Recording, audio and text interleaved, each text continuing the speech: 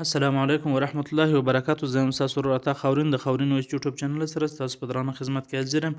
ملګرو، په نننۍ ویډیو کې به موږ تاسو ته درښیو چې څرنګه تاسو د فیسبوک ریلز ویډیو را ډاونلوډ کولی سئ. یعنې که ستاسو یوه ویډیو په ریلز کې خوښه سي، هغه به تاسو خپل ګیلري ته څنګه رااړوئ. نو ملګرو، د ویډیو تر شروع کېدو نه مخکې که چېرته تر اوسه پورې تاسو زموږ چینل خاورین وایس نه وي سبسکرایب کړی، نو مهرباني وکړئ زموږ چینل خاورین وایس سبسکرایب کړئ او د سبسکرایب سره د ګنټۍ نښان باندې هم کلیک وکړئ، پر آل باندې کلیک وکړئ، ځکه چې زموږ ډېرې هم خوندورې ویډیو تر تاسو پورې زر تر زره رارسي. او ویډیو در سره لایک کړئ، پر لایک باندې ستاسو هېڅ خرچه هم نه راځي، بلکې صرف زموږ حوصله افزایي کېږي. ویډیو د ملګرو سره هم شیر کړئ، ځکه چې هغه هم له دې څخه پیدا واخلي. نو راځئ د ویډیو په طرف چې ویډیو وګورو.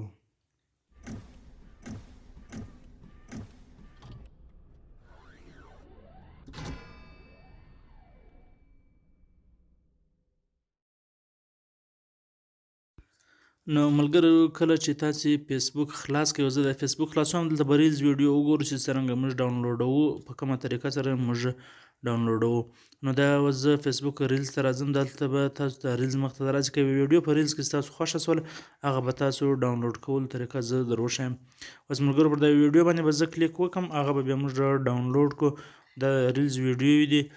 اوس به زه ویډیو کې وګورم چې څرنګه موږ ډاونلوډ کوو. دا ویډیو باندې ملګرو زه کلیک کوم، دا ویډیو به زه وګورم.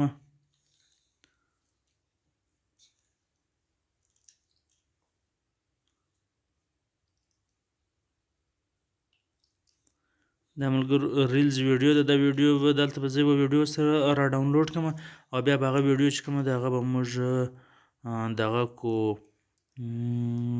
دغه ویډیو ده. دا ملګرو په دا کونج کې اخري کې لاندې 3 ډاټه لګېدلي دي. ملګرو، پر دا 3 ډاټه باندې به تاسو کلیک وکړئ.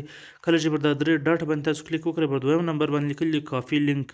پر دا کاپي لینک باندې چې تاسو کلیک وکړئ، د دې ویډیو لینک اوس را کاپي سولی. تاسو به برته پر بیک باندې ولاړ شئ، فیسبوک به پرېږدئ.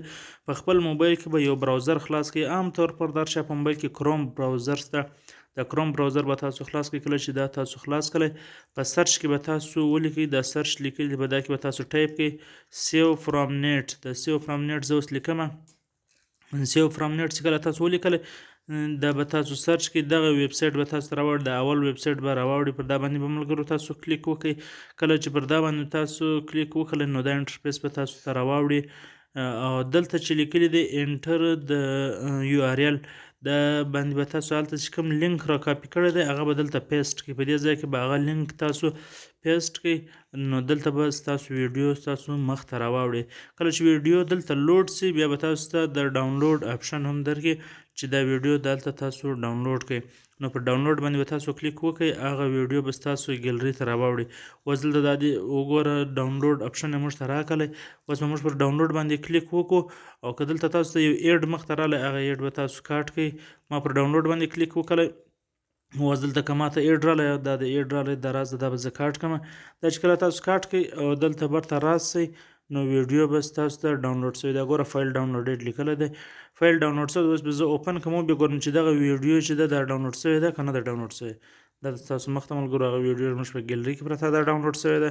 نو په دا طریقه ستاسو هره ویډیو چې ستاسو خوښه سي هغه تاسو ډاونلوډولی سئ له ریلز څخه. نو کوم ویډیو خوښه سوې ویډیو لایک کړئ او د ملګرو سره هم شیر کړئ، ځکه چې هغه هم فایده ځنې واخلي. او چینل در سره سبسکرایب کړئ. د سبسکرایب څنګه د ګنټۍ نښان باندې هم کلیک وکړئ، پر آل باندې کلیک وکړئ، ځکه چې نور هم خوندورې ویډیو تر تاسو پورې زر تر زره راورسیږي. نو ماته راکړئ اجازت، نور هم پر خدای سپارم. د الله په امان.